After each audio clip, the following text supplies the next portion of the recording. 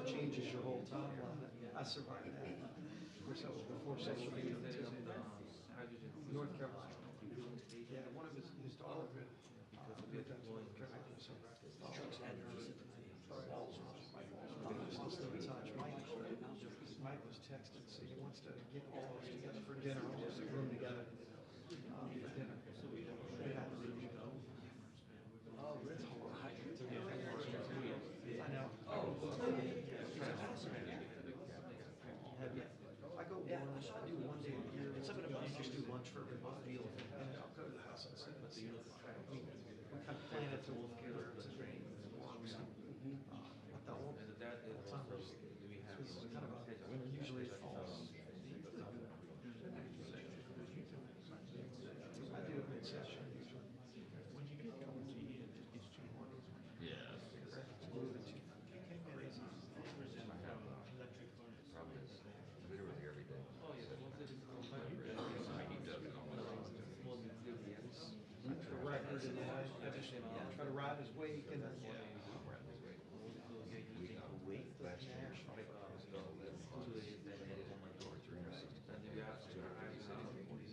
Oh, a lot of that service was that. And I was at home. Constituents are very good.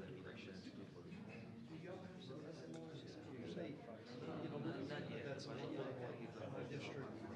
It's got covered that. It's fine. In years now, they never have smooth enough to push this. You're representing states, you know, we're not going to see as much.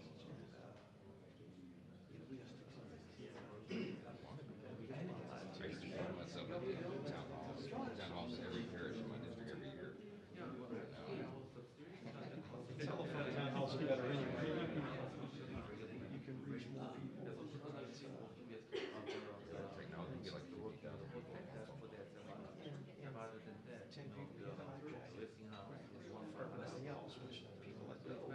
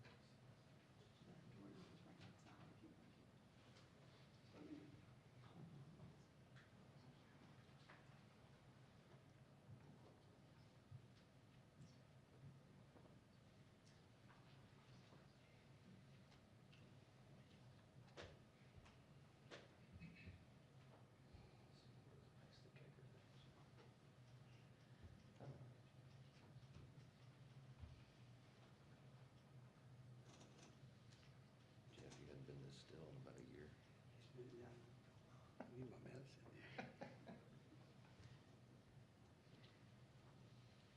Busy guy, man. You're always moving. Every once in a while. It's like for that educational thing he signed, he had a couple of those little kids, you could see him fidgeting. Oh, yeah. I was sitting on the front row. I'm like, I don't know if I could have made the cut. Have you been in the Oval since the new portraits went? Oh, yeah.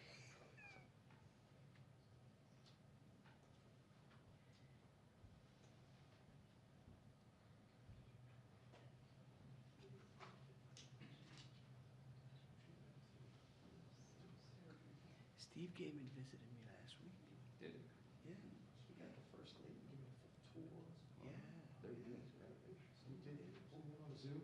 You showed him your chair? Yeah. I gotta show that to you. Yeah, I told him. Didn't got to mention that. Yeah.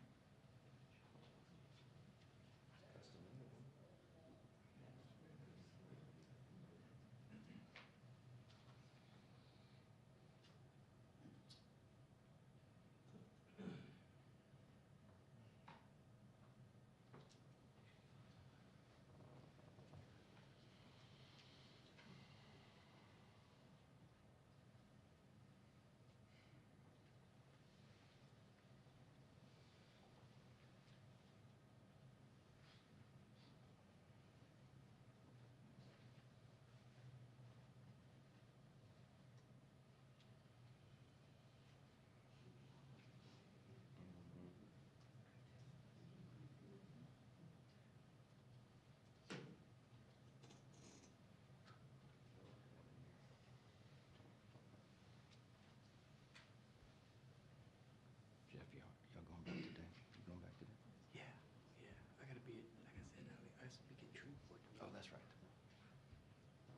amendment?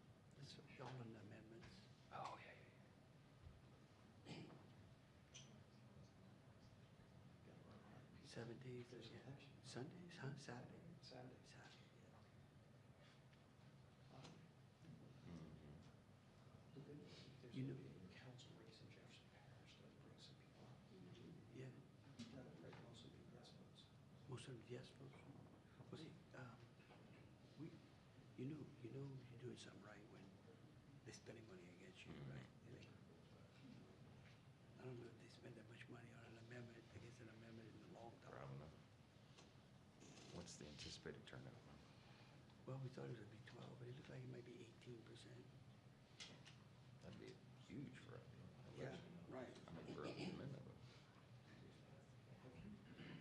Jeff, have you done WWL ratings and all that? Yeah, Luminance and all yeah. that? Because if you do one of your shows, Yeah. because it had that option Saturday. This week? 20% of Jefferson Okay. covers, Covers it, yeah. I think I got him this week. yeah, West Bank. Yeah.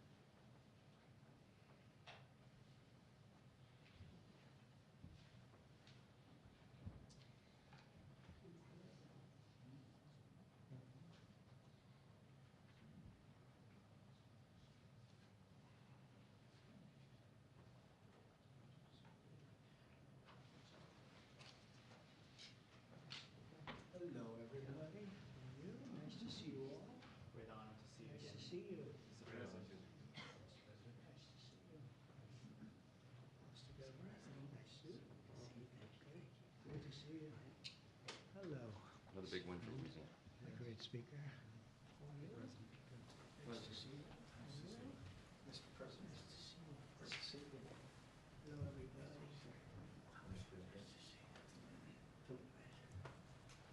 Okay, we have a beautiful announcement to make. It's very exciting. Money is pouring in, and we want to keep it that way. And I think that's what's going to happen. We have tremendous interest in our country, more than ever before. There's never been anything like it. We're almost at a $4 trillion level, and that's something that's never happened. And I think hopefully it's because of the election on November 5th, but it's also because of tariffs, I suspect, Governor. But I'm thrilled to welcome Louisiana Governor Jeff Landry, a friend of mine for a long time, and to have you at the White House. And we thought this was going to happen. And I said, if you get it signed up, we'll do it at the White House. And you got it all done. I'm proud of you. Not surprised. Executive Chairman of Hyundai Motor Group, Jung E-sun. Thank you very much. What a great honor. Vice Chairman Jay Chang. Jay, thank you. Hyundai Steel President Su Gang Hyun. Thank you very much, President. That's big stuff. And former Ambassador Sung Kim. Thank you very much. Great honor to have all of you. Also, and these names are much less difficult for me, but I think we got them right. But this one we will definitely get right. Mike Johnson, our great speaker, and he's been doing a real job. Right, Mike? It's an easy job, isn't it? Oh, House Majority Leader Steve Scalise. Steve, doing all right, Steve. I tell you, he went through a lot, and he's stronger than ever. Louisiana Speaker Philip Duvalier. Thank you very much. Thank you very much. Senate President Cameron Henry, State Representative Ken Brass, State Senator Ennie Lambert, and Ascension Parish President Clint Coint-Ment. Thank you all very much. Thank you very much. Great honor. Great to have you with us. Today we're delighted to report that Hyundai is announcing a major $5.8 billion investment in American manufacturing. In particular, Hyundai will be building a brand new steel plant in Louisiana, which will produce more than 2.7 million metric tons of steel a year, creating more than 1,400 jobs for American steelworkers. And then there'll be major expansion after that. This will be Hyundai's first ever steel mill in the United States, one of the largest companies in the world, by the way, supplying steel for its auto parts and auto plants in Alabama and Georgia, which will soon produce more than 1 million American-made cars every single year. The cars are coming into this country at levels never seen before. Get ready. This investment is a clear demonstration that tariffs very strongly work, and I hope other things also, but the tariffs are bringing them in at levels that have not been witnessed. Hyundai will be producing steel in America and making its cars in America, and as a result, they'll not have to pay any tariffs. You know, there are no tariffs if you make your product in America, so it's something that's why so many people are coming. As you know, we have from Taiwan, the biggest chip manufacturer in the world, is coming in with $200 billion, and we have a lot of people coming and plants coming and companies coming that never would have been here, never would have even thought about it. The new steel plant in Louisiana is part of an even larger $21 billion investment Hyundai will be making in the United States over the next couple of years. The company will also be massively increasing its auto manufacturing in Georgia and investing billions of dollars in advanced American technology companies. And what I'd like to do is I'd like to ask the executive chairman to say a few words, and it's a great honor to have Hyundai, a truly great company. Thank you very much. Thank you very much.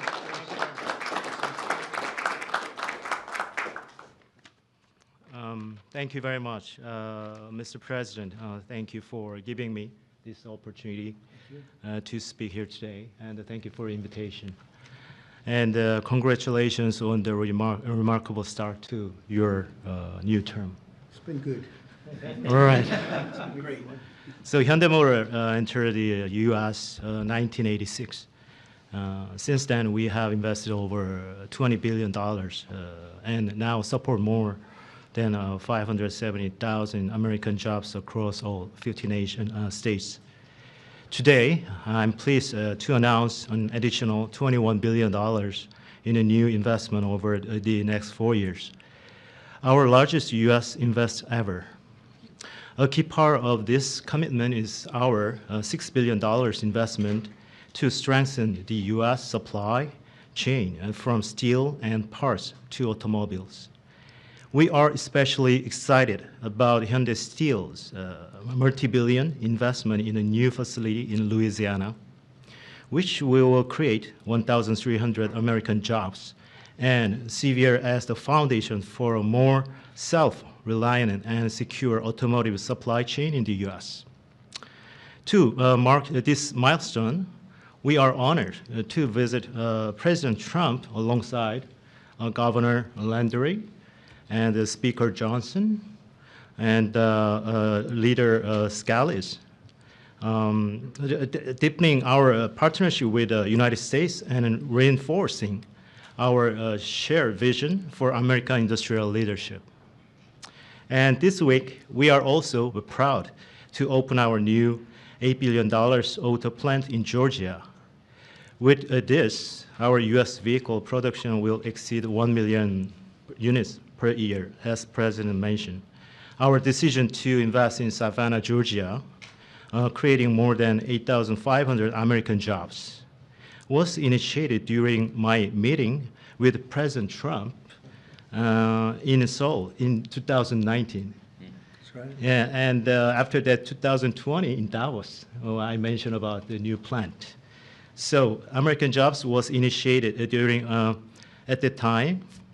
Now, as we proudly mark the completion of this transformative project coincides with the beginning of President Trump's second term, making this moment even more special.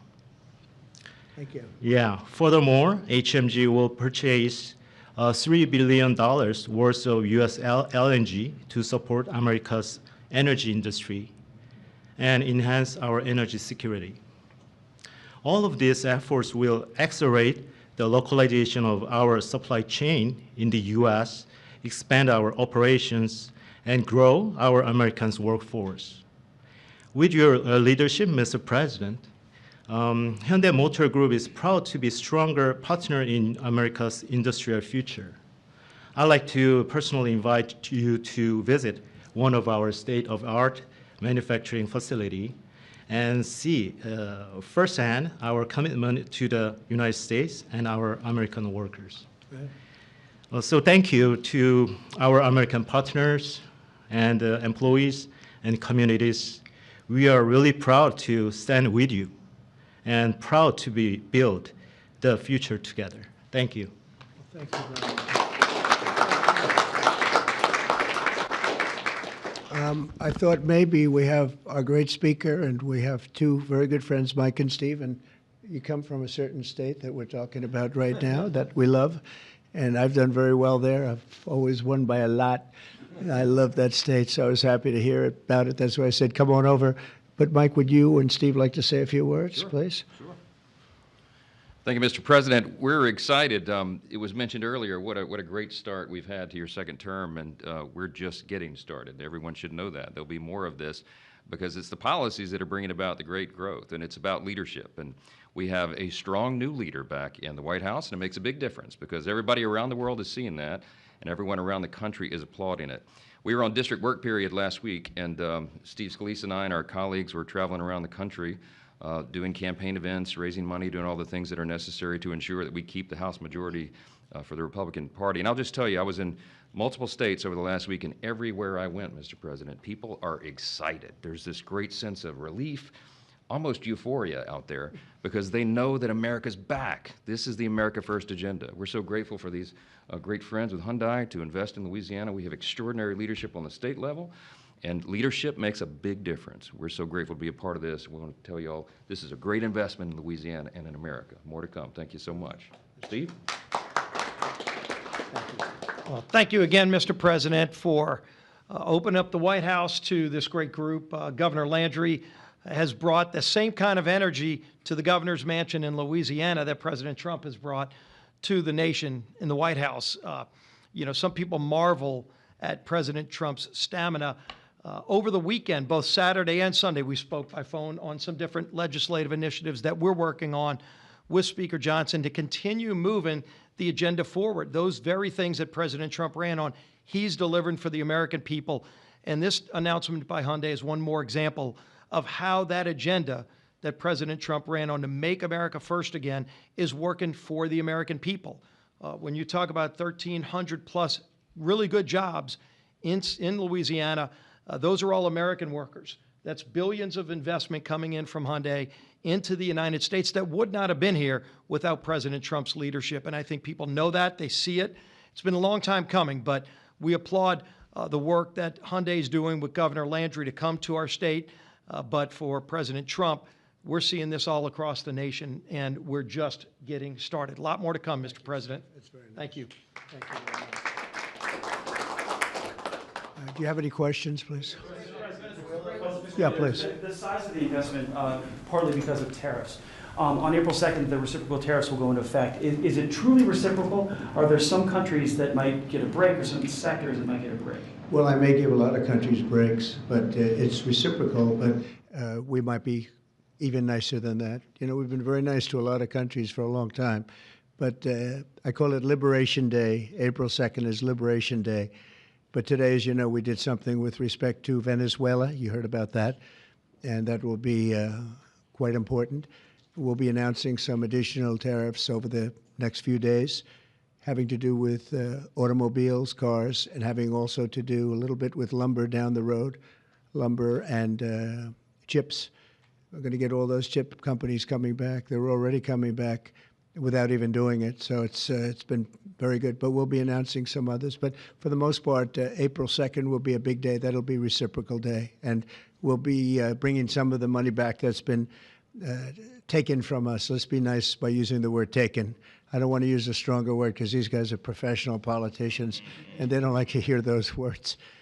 I refuse to use the word stolen from us, but that's a... Countries mutually bring down tariffs. Are you seeing that Oh, negotiation? it happened. Well, the European Union lowered their tariffs to 2.5%. We were only at 2.5% for cars, which is very low.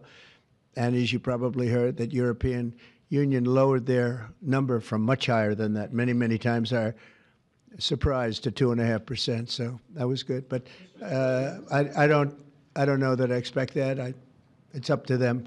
but we have reciprocal tariffs. Mr. President, your reaction to the story in the Atlantic that said that some of your top cabinet officials and aides had been discussing very sensitive material through Signal and included an Atlantic reporter for that. What is your response to that?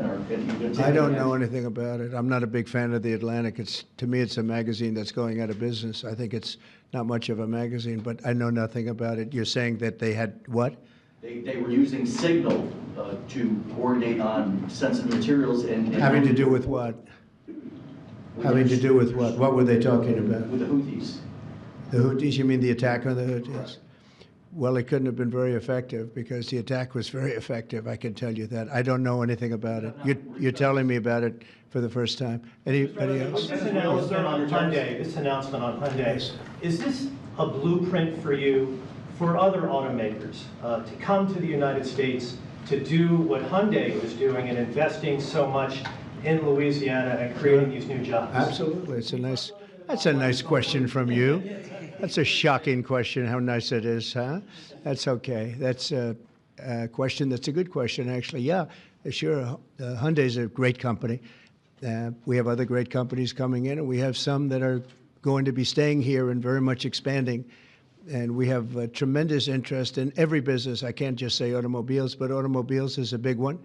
And yeah, this is the beginning of a lot of things happening. We've had, as you know, Apple's announced a $500 billion investment, and other companies have announced $250, $300 billion. But we're well into the $3 and $4 trillion mark, which has never happened to our country before. What it really means is jobs. All we care about is jobs, right? We care about quality and quality of life and safety and security, but we care about jobs. And they're going to have we have a lot of people coming in. Governor Landry, if I may, Governor Landry, I would love to ask Governor Landry a question, if you don't mind. How did you convince Hyundai to come to your great state? How did you convince them to come to Louisiana?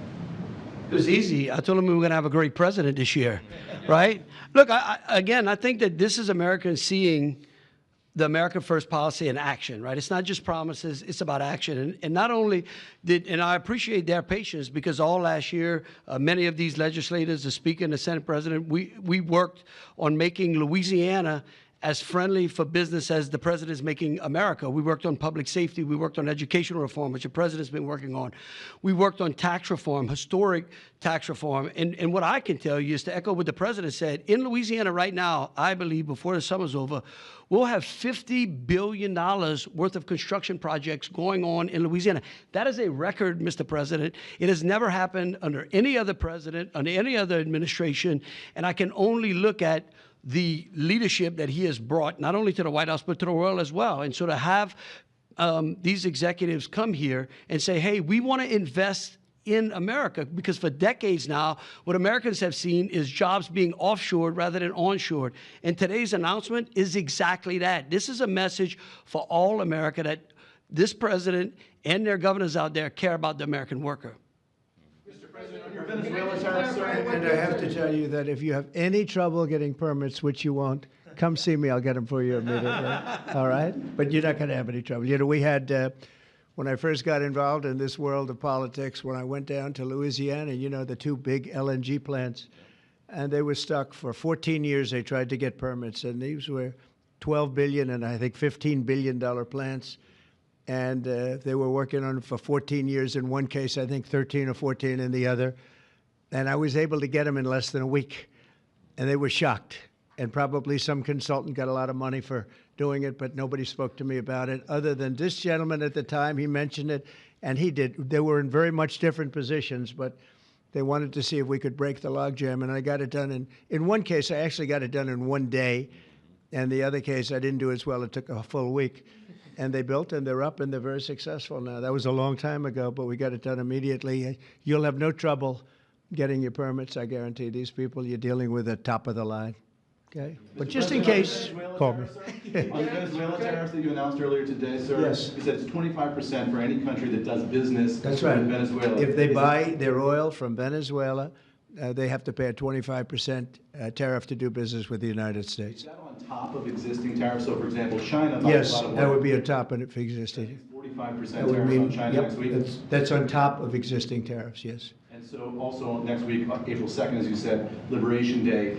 Is that going to be sector tariffs as well as reciprocal tariffs? It's going to be everything, yeah. It's going to be everything, but not all tariffs are included that day. For instance, we'll do some, as you know, we have already done steel and aluminum, and that's at a 25% level. And we are going to be doing automobiles, which you've known about for a long time. We'll be announcing that fairly soon, over the next few days probably. And then April 2nd comes, that'll be reciprocal tariffs. But we may take less than what they're charging because they've charged us so much, I don't think they could take it. In other words, they've charged us so much that I'm embarrassed to charge them what they've charged us. But it'll be substantial, and you'll be hearing about that on April 2nd. And it will be Liberation Day because we'll be taking in large amounts of money for our country, and that's lower taxes and all of the things that are good, and jobs, a lot of jobs. And what's your message to the big corporate clients of the big law firms that you've targeted with your executive orders? Do you want those big corporate clients to find new lawyers? I just think that the law firms have to behave themselves, and we've proven that. We have others that want to make a settlement also. They, having to do with the election and other things, they behave very badly, very wrongly, and I appreciate the one, you know, these are the biggest firms, and they all came back realizing that they did wrong, and that's why they're doing this. So I just think they have to behave. We have to straighten out our country. We have to straighten out our elections. Our elections are very dishonest, very corrupt, and we have to straighten it out. And it's so easy to do it. And we should go to paper ballots. We should go to one-day voting. We should go to voter ID. And just one other thing, proof of a thing called citizenship in the United States. Wouldn't that be nice? How simple does that sound? Proof of citizenship, voter ID, one-day voting, and paper ballots. You know, paper ballots are very secure. They have watermark paper. It's very, actually, it's very intricate stuff. It's very technologically advanced, even though it's paper. And you'd have no trouble. You wouldn't have dishonest elections, and you'd have them all done by 10 o'clock in the evening. You know, France went to that, and not that I want to copy anybody, but many others have also. And they had 38 million votes, and it was all done at 10 o'clock. They had a winner, they had a loser. That was it. Nobody was complaining. And they had it backed up with paper. And it's so easy to do. The other thing, you'd save about, this would cost you about 8% of what the machines cost. So the paper would be much less expensive. So if you're looking to save some money, that's a good way to save it. So it's a shame that we've gone through it. We've gone through a bad election, really bad election. The election was so bad. And think of it. You wouldn't have had the October 7th disaster with Israel. You wouldn't have had Russia and Ukraine, because that would have never happened. You wouldn't have had inflation. You wouldn't have had the type of withdrawal from Afghanistan that you witnessed, which was probably one of the primary reasons that Russia went into Ukraine. They saw that mess, how badly it was handled. They said, wow, this is a paper tiger. That was handled by incompetent people. But that wouldn't have, we would have been out, but we would have kept Bagram, the big air base, which is 1 hour away from China where they make their nuclear weapons. Would have been nice to have it, but now, you know who has it now? China has it. And so an honest election, and we wouldn't have had inflation. You know, you had the record-setting inflation. We wouldn't have had inflation. I want to thank everybody for being here. I want to congratulate Hyundai, a great company, and we will do everything possible. And I will say you picked a fantastic state. You really with tremendous people and tremendous leaders. And Speaker, I want to thank you for doing a great job. You and Steve, thank you very much. Yes, appreciate it, Steve. Thank you very much. Thank you. Thank you, everybody. Thank you. Violated the Espionage Act, sir. Thank you very much, everybody. If you get a briefing on that, would you let us know, please? Thank you. Thank you. Good to see you. Yeah. Thank you.